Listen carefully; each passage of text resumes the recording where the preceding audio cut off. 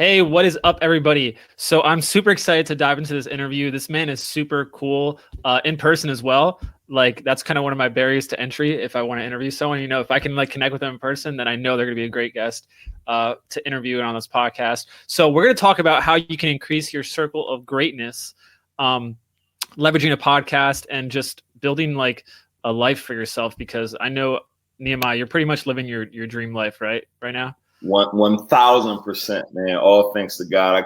I don't think I could live any better right now. That's awesome, man. You're still like super young. So Nehemiah is he's an author, he's an entrepreneur, he's a philanthropist, world traveler. He also hosts the podcast Accelerate to Greatness, and he's gotten a lot of big names in the show. Dan Lok. I really liked your Billie Jean interview, by the way. It was really good. Thank you. Evan Carmichael. So Nehemiah, for people who don't know who you are, can you kind of explain who you are, why you're awesome? Right. So first, I want to say thank you for giving me the opportunity to be on your incredible show. Thank you for all the work that you're doing and just helping change lives and literally just providing an immense amount of value to me and so many other people in this world. So for those who don't know, my name is Nehemiah Davis. I'm an author, entrepreneur. More importantly, I like to tell people I'm a student because I'm always trying to learn. And that's exactly how I met. It actually was, we went to a conference and I was learning. And in the process of learning, I had the opportunity to meet him and several other incredible people like him. But really quick story. Dad been in jail since I was 2 for murder. I got kicked out of high school. I got kicked out of college. I've been fired from 10 jobs. Literally, been told I would never amount to anything. I would never do this. I would never do that. And the problem I almost had was I almost listened today.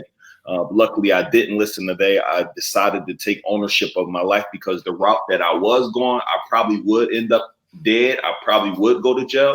So at that moment, I decided, hey, I'm going to bet on myself a little bit more. I'm going to go a little harder and I'm going to commit to making my goals and dreams come true. Fast forward now, I've been to 55 countries around the world. I've started several different businesses. I help other people grow. And I'm pretty much living my absolute best life right now and I'm continuing to live better and help others every single day. That's awesome, man. Sachin says, hey, man. Dude, what's the best country you've been to so far? That's a hard question, man. It's like loaded because I've been to so many, but if I would have to top 3, probably would be like Bali, Philippines, and it's funny, but I like Mexico. Oh, okay. I haven't been there, but right. Bali is actually my number 1 as well. I love Bali, bro. Ubud was like super chill and just great energy there. So, dude, what got you like? Just a little backstory, like what got you on the journey to like accomplish or want to accomplish more? Like, what was that kickstart? Like, what did you have in mind? Like, what? I think it was really that. See, after I got fired from the jobs, after I got kicked out of college, I realized, man, if I can't keep a job, if I can't graduate a higher institution, like this probably makes sense for me to kind of bet on myself. So at that time, I started my first business, which was a fruit truck. And I live by a certain quote. One of my favorite quotes is, once your mind is expanded to a new concept or idea, it's hard to go back to its original way of thinking.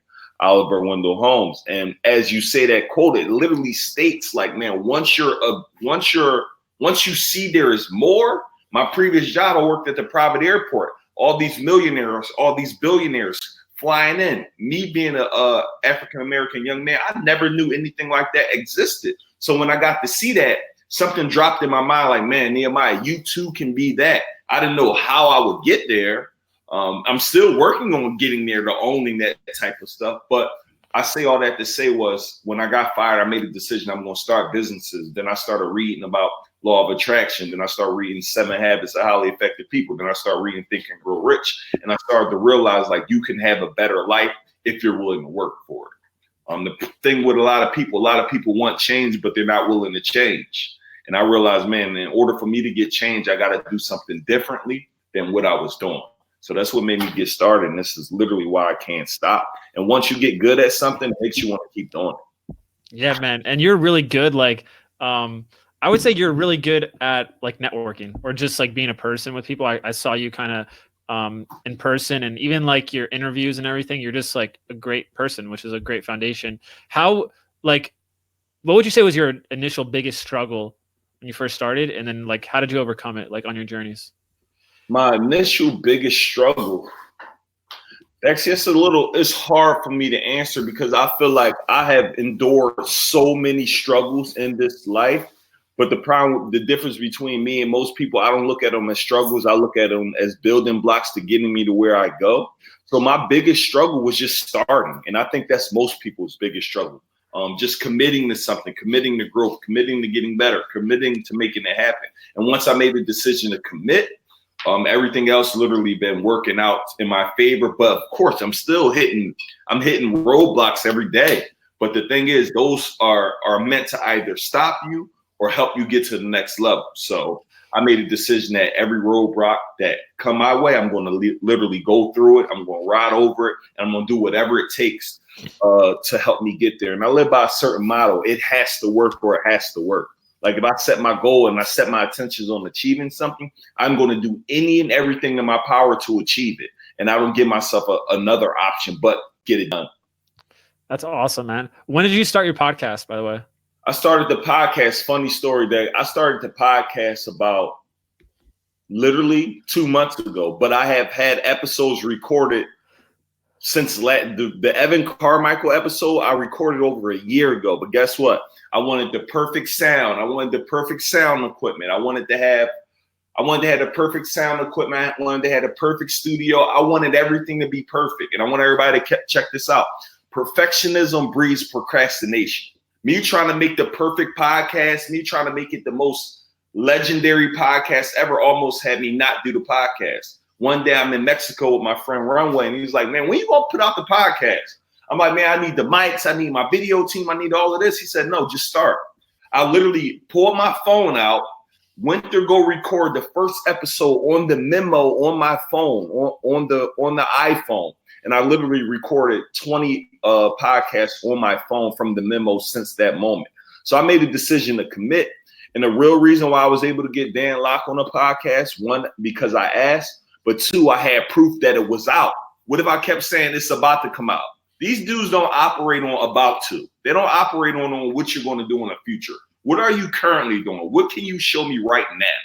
So that's pretty much how the podcast came about, but it literally been strong for about 2-3 months. We got 50 episodes out currently.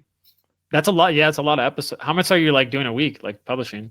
Man, we was publishing 3 a week at some, again, I got to learn from the master, which is you. So we was publishing like 3 a week, and we were running through them. Now I got a stockpile about 20 episodes, but we're at about 50 now. We were doing 3 a week consistently, 3 to 4 a week. So we was running through them, and I'm getting super quality people to interview. Billy Jeans, Andy Frisella's, Dan Locks, all these incredible people. So it ain't like it's a million of them. So I got to start maybe pacing it, maybe 2 a week or 1 a week with maybe a short form with myself. Yeah. Sachin says, exactly. Perfectionism breeds procrastination. Yeah. You learn from experience, guys. It's a discovery process. Just get it started. No sound for me. What? I'm listening right now. There's sound, Diana. Your speakers might be busted. Cool. So let's move on a little bit. What has been the funnest part so far of like the podcast for you? Like, one of my favorite parts about the podcast is literally it's a relationship builder.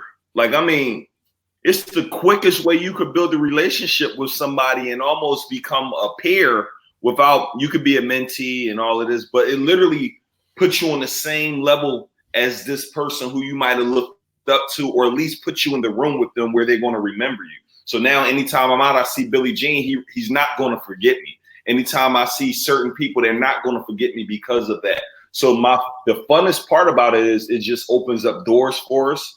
It gives us the ability to meet and connect with some of the most influential people in the world. And in the long term, it's going to actually generate income because people are going to love what you're talking about. And if they're deriving value from their podcast, they're going to probably join or sign up or purchase something that you're offering. Yeah, I actually just thought about this too. Like you said, like you're in the same room with them technically, but like when VR gets big, dude, like a lot of these, like we're going to be doing it in headsets and stuff, like probably in the next 10, 15 years, which is crazy to think about. What's been the number one result that you've personally gotten since you started? Like whether it's from a relationship that kind of evolved into something, or from a fan, or anything, or a listener. My number one result, I'm starting to really see more people joining. I'm starting to see more people join our programs from the podcast. So what I really love is that I got 50 episodes totally for free. I'm giving you the absolute best gems we can ever give you. And people are like, man, I love this so much. This is why I'm a part of your community now. So I really love the idea that we're literally changing lives. So what I love most is just changing lives. Like people can go listen to 50 episodes. Keep your credit card in your pocket. I don't want anything, but I can assure you your mind will get rewired. So I get joy off of knowing people's lives are changing. So I would say that's the number one thing that I'm getting from having a podcast. That's awesome. What do you feel like is like working the best as far as like, how you interview, or, promoting it, or like, what do you feel like is like your zone of genius right now in it? I think staying consistent. I think I have a knack for being able to get great guests. One, simply by asking. Two, by re-asking. And three, following up again. So I really enjoy getting. Yeah, we had that situation too. Like right. I had to follow up with you a bunch of times because things fell through the cracks. We're both going crazy and stuff like that. But I'm like, it has to work or it has to work. So I stay committed to the process. And just for me, it's like, I love the idea that, man, I'm going to get this person on a podcast. From that point on, we're going to build a relationship. After I get somebody on a podcast, we send them a thank you note. I'm doing things differently than most people are going to do. I'm going to go the extra mile because most people aren't going to go the extra mile. So I think that works very well for me. Something else that works very well, I can do a better job promoting it, but getting other people to share it on their Instagram story, asking other people to share it out with somebody who they know it can impact. So those are some of the two things that I love: sharing it on my stories and just having a knack for getting incredible guests. And the biggest thing I want anyone here to listen to, don't be afraid to ask. Most people want their story shared with the world. Most people don't mind sharing their values and their insight and their game, because also it's helping them as well. So ask. A lot of people are like, how did you get Andy Frisella? How did you get E.T.? How did you get Billy? I have the I have the best answer for you. I'm not even saying the word properly. I ask them. I just say, hey, are you willing to be on my podcast? And then I ask them again until you say yes, and I'm going to add value. So I also show that I'm not just out here. I have 50 episodes. They're all incredible. I have this. And the other cool thing people need to know, once you get one high profile guest, it's a lot easier to get the next one, because it's the law of association. When you got Andy Frisella. Andy Frisella is my guy. I love Andy Frisella. Okay, I'll do it. Why? Because of the law of association. So focus on getting that one person. Yeah, you can definitely leverage those names. I'm curious to know, for someone who kind of has, like 2-3 months ago you started, and you're building up an awesome like guest list, and it's just, you obviously have an awesome community, you're successful. Like, so someone who understands your situation, what do you kind of like envision the podcast being for you, like in the future? Like, what do you like define as winning? Like, what does that mountain look like? For me, Dexy, we're really just changing more lives. I want millions of downloads. I know the more downloads we get, the more lives that we are literally changing. I see us having like hundreds and hundreds of episodes. I tell people a lot of times, like, hey, you want a degree for free? Go listen to my podcast. I literally tell them that, like, don't bring me anything. I can assure you, you go listen to these 50 episodes, you will derive more from those episodes than getting yourself a 4-year general degree. I can assure you, because we're talking about next level stuff. We got people in there who's making 7 figures, 8 figures, 9 figures, people in there who are living their best life. So it's like, if you're able to take that out and apply it, you're able to blow up. And just really the relationships that I'm building with you, relationships I'm building with other people. It's like, I don't think you could really put a price tag on this. Priceless and it's invaluable. So I just see years from now, hundreds and hundreds of episodes. This podcast is changing lives around the world, and it's literally leaving an impact on people. What has been your favorite episode so far? My favorite episode Man, that's a good question. I love all the episodes. Was it a solo or was it an interview? It was probably the interview. My grandma recently passed away. I did like a dedication one to her. So I will say that will probably be my favorite just because she's the reason why I am my entrepreneur. So I would say that was probably one of my favorite. But I like the episode with Brett Knutson. That was real tactical about building relationships. I like Billie Jean's episode. I also like Dan Lok's episode, but I feel like every episode you can derive something different and immediately apply it. One thing that I note is this: don't just listen to apply. How can you listen to podcasts and immediately apply one of the principles to literally help change or assist you in your life? Yeah. What are some things that you can share with people right now that you think they could apply that you've seen, that you've shared with people that works? Well, first I will say commit first and figure out the rest later.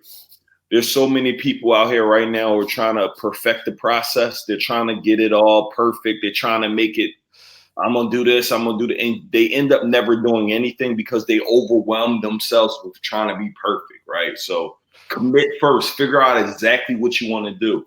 Next thing, clearly identify the goals you want to achieve. A lot of people have goals, a lot of people have dreams, but they never reach them because they're not specific enough. Always tell people in order to be prolific, you need to be specific. So identify 3 goals, whether it's with your podcast, whether it's with your personal life, whether it's with your financial life, and write 3 goals you want to achieve. And then with each goal, write number 1, then write ABC. What are the action steps to actually achieving the goal? It's one thing to write the goal, but it's another thing to actually have a plan to use the goal. Next, I would say use social media, specifically Instagram, to make data-driven decisions. So a lot of times I'm sharing, people like to do business with people who they know, they like, they trust. People should be utilizing their Instagram stories. People should be posting on their main feed. And then you should be asking your audience, what do they want? So a lot of times with me, I go on my Instagram stories, hey, I'm thinking about dropping this program. Should I do my kids program where I'm teaching kids how to become entrepreneurs? Or should I do my event space program where I'm helping adults get their own profitable event space? Which one would you be more interested in? If everybody vote for kids, guess which one I'm going to drop first? I'm going to drop the kids one. But a lot of people are only dropping the things that you like. Forget what you like. Think about what your customer likes. So then after those people vote, now I'm going on the next story. I'm responding to everyone who said they're interested in this and asking them, are they willing to do business with me? So I would literally be sharing my Instagram stories, add value, adds, right?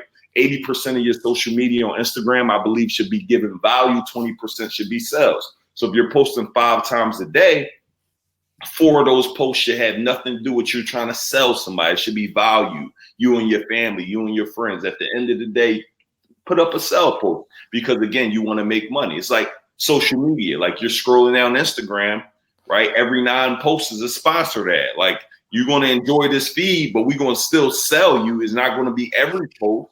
But we're definitely going to sell you. Other thing is serve your way to success. A lot of people are like, I got in a lot of rooms. I built a lot of relationships by being service, like adding value first, not even looking for anything. A lot of my friends, a lot of my peers, I give them so much value that the law of reciprocity kicks in where they feel like, man, I'm obligated to do something back for this person because of all the value that I gave. And I'm not telling you to do it because of that reason, but literally serve your way to success. And then another thing for people, a lot of people are like, I don't have money, I don't have this. Give your gift away. I tell people all the time, give your gift away. Get so good at something. Like when you're good at something, you can go give it away because it's effortless for you, right? So for example, if I'm really good at, just say speaking, I'll go speak at 20, 30 schools for free, hypothetically, right? Because I really love it. I'm improving. And when I'm doing this, I'm getting testimonials.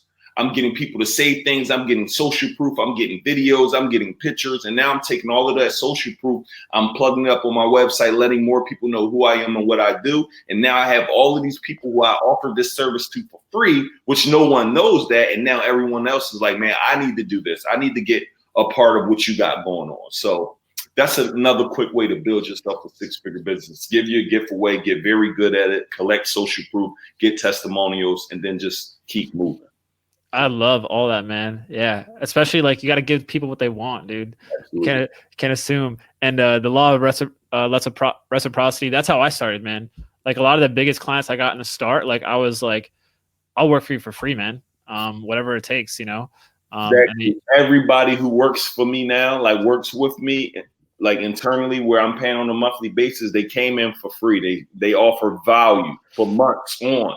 I'm like, man, I actually need what you offer me. Let's talk about how much it would be for you to be with me monthly. Yeah. Literally how they're been getting paid monthly for the last year or two. That's awesome. Cool. I got some rapid fire questions for you here, man. Yep, I'm ready. Wait, Paulson, where's the next event? Paulson was actually at FHL.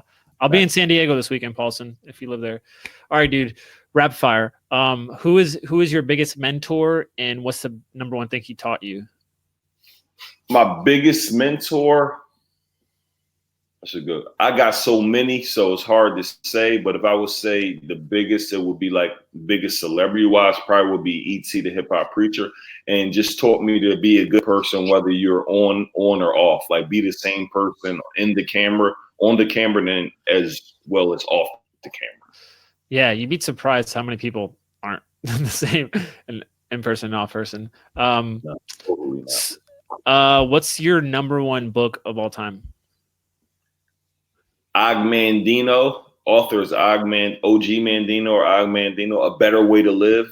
It's like my favorite book. Like that's my number one recommended book. Cool. You have a book too, right? I have a book.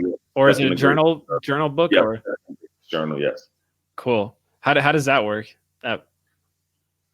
What you mean? How do it work? Like the journal. Oh yeah, so it's 3 parts. It's Stepping to Greatness Journal is about 9 chapters. It's 3 parts. It's a journal, is content, and then there's pages for you to write. So every chapter is something different. Effective goal setting, manifest your month, grateful list, and it's just literally. I feel like a lot of times people have goals and dreams, but they don't know how to get there. My book, I say it's essentially like a GPS, right? If you know where you're going, if you plug it in, you can get there. But I'm from Philly. If you tell me, hey, come fly to Florida to kick it with me, I can't get there without direction. So our book was geared. We created it to give you direction on helping you actually accomplish your goals and dreams and helping you clearly identify what those are. That's awesome. That's awesome.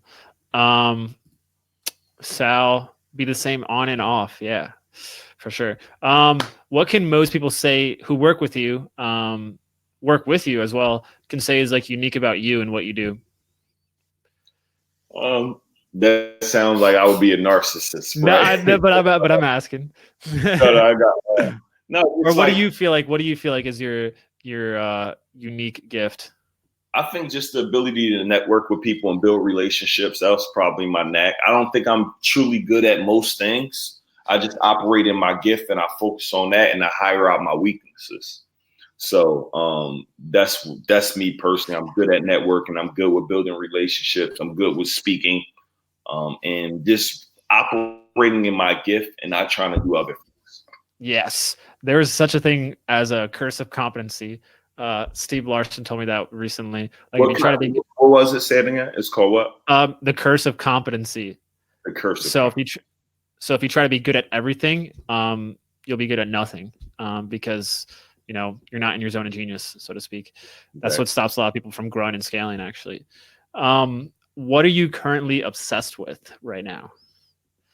I'm currently obsessed with learning webinars, like just trying to get good at that, like learning how to sell. I'm really focusing a lot of attention and energy on that, effectively communicating, learning webinars, how all of those things work, and being able to provide my everyone who I help in the greatest manner, like delivering exceptional service where someone's joining a program. They're like, man, that was the best decision of my life. That's what I want people to say. So that's what I'm focused on, getting good at that and improving the process every day. Yeah, webinars are definitely, I know for sure if you're going to start that, you got to like start doing them live at first, not recorded. I do a live every week right now, bro. Every week. I mean, you got the voice, man. I'm sure people love listening to it. Every week, bro. People are like, man, why isn't it not evergreen yet? I said, I didn't get that great yet. I got to keep practicing. That's awesome. That's cool, man. So dude, do you feel like there's anything that we didn't talk about, we didn't share, as for what you do that you want to bring up, or?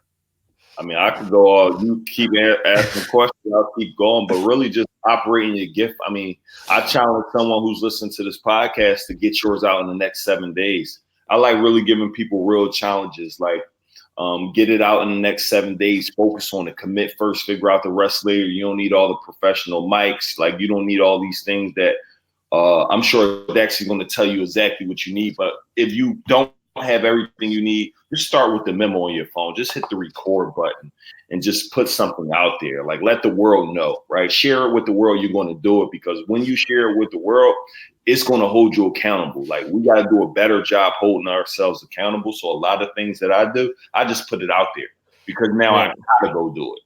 So if I don't put it out there, it's like, I may do it. But if I put it out there, I have to go get it done. Yeah. I actually just did an episode about how to grow fast. I was at a mastermind, and it was like a 5-step formula. And the number one step is to publish your goal, like in public, tell people like where you want to go, because then it holds you accountable and you have to figure out how to solve it. What's the number one thing you got from a mastermind you went to recently? That was actually it, publishing. And I actually, doing less makes you achieve more, like focusing on making the main thing, because I was trying to do like a lot of other stuff that weren't related, like different value ladders, different customers. So, double down the 80-20 rule, man. Just focus what's on working even more. So yeah, man, dude, we're going to have to do round 2 when your show is ginormous and you're getting millions of downloads. I'm ready, bro. Whenever, man. I appreciate you giving me the opportunity. It was a lot of value here. And I hope someone was able to extract one small thing that I said and apply it. And the biggest takeaway that I learned, Dexy, I spent $26,000 last year on my self-education. This year, maybe like $50,000. And a lot of people like, man, what's the number one thing that you got from all of these people? And I'm like, I hate to bust people bubble, but I'm like, nothing. I literally spent all of this money, and I can't say I extracted one thing. But you know what I did? I extracted little small nuggets and gems from everybody, like everything. Billie Jean, run YouTube. That okay, done. E.T., get better with your family. Okay, done. All of these people are saying small things. Andy Frisella, pick the trash up off the floor. It's like something simple as, now I can't walk over trash without picking it up because that's going an extra mile. So literally, I've been extracting so many little things. And I kind of, the analogy for me is like, I want to be like Batman. Like Superman, you can't kill him. Like he's strong, he could fly. But Batman's just a regular human being with all the proper tools. So all I'm doing lately is just learning from all these different people, applying these small things they're doing and instantly applying them. And that has been the thing that has been helping me tremendously, taking massive, imperfect action quickly as you can. Yeah. And transformation, man. Cool, dude. So really appreciate you being on. If people want to follow you, where's the best place to do that? Check me out on Instagram, and that's at Neo Daviso. That's NEODAVISO. Cool. Hit him up in the DMs if you want his journal as well. Thanks for tuning in, guys. Peace out. You can stay on, dude. I'm setting the broadcast.